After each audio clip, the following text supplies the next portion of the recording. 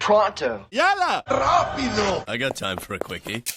Big shout out to Vox Cinemas Qatar. They legit have the best theater in the country at Doha Festival City. And make sure you're following them on social media at Vox Cinemas Qatar. Now on with the review. Frozen 2 is a 2019 animated film directed by Chris Buck and Jennifer Lee. It was written by 6 different people. It was cut by Jeff Drahim with music by Christoph Beck. It's 103 minutes long and is rated PG. It stars Kristen Bell, Josh Gad, Jonathan Groff, Sterling K. Brown, Evan Rachel Wood, and Alfred Molina. So the story of Frozen 2 finds Anna, Elsa, Olaf, Kristoff, and Sven setting off on an adventure to save the kingdom of Arendelle. They're under attack from a force of elemental beings whose power comes from an ancient forest. Can the princesses and crew survive the forest and bring peace to the land? So I really enjoyed the backstory of the movie, the whole lore and the history of their kingdom and the forest and the elemental creatures, all that kind of stuff. For the most part, the music is great. There's some pretty good songs in here that even in the theater already were stuck in my head. And since I've left the theater, some of them are still in my head and it's kind of annoying. Something that definitely is not annoying is the detail-oriented nature of this film, whether it be the solid sound design. There are certain times where you see these remnants of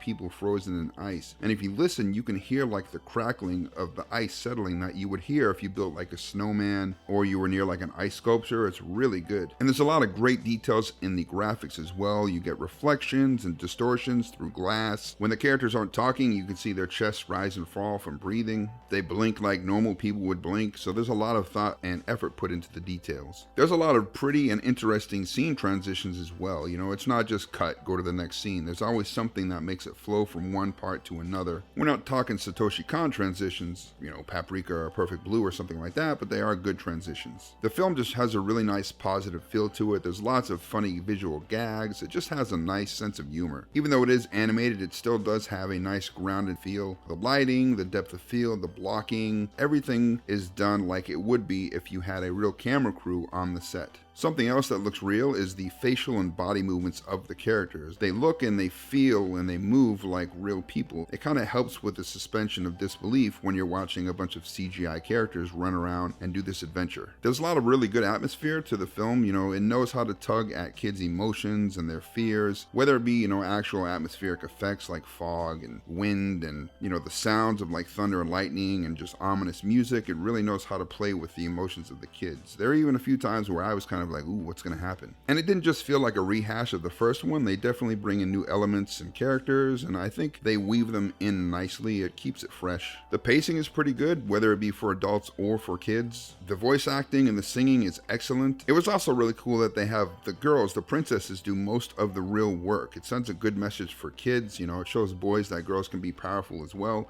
and it shows girls that they can do anything that they put their mind to, and I really like that message. It does, of course, have a happy, uplifting ending, which, you know, is always nice, because not everything in this world needs to be dark and edgy and negative, so it's good just to have something fun and happy, and, you know, good for the kids, and that's what we have to remember.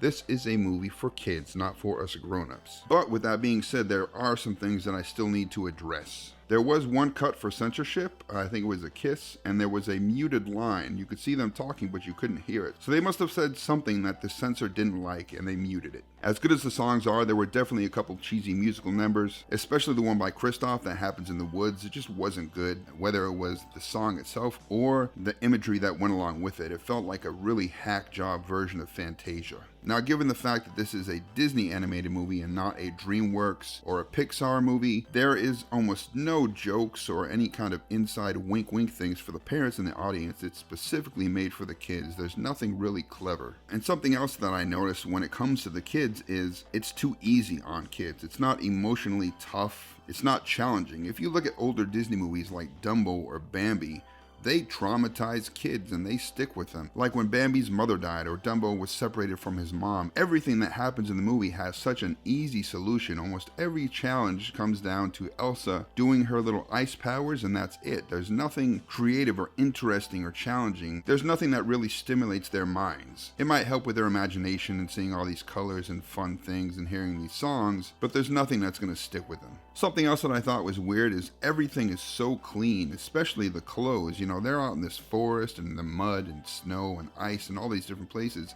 And through the entirety of the film, nobody gets dirty. And I hate to sound like a weirdo SJW political person, but it's a super white film. There's one black character, and they really don't do much. Altogether, there's only 7 black characters, and 6 of them were in the background. They weren't even part of the movie, and they were only on screen for a couple seconds. So you've got tons and tons and tons of white characters. Even this band of natives that they run to in the forest, they're all white. But then again, we're talking about a Disney movie, and historically, Disney is pretty white when it comes to their cartoons. I guess what matters is all of the ladies and the kids in the theater liked it, so it must be good, and it hits its target audience. So I'm going to give this movie 2 scores, one for kids and one for actual people who are going to see a movie. So with all that being said, what is my score? Drum roll, please.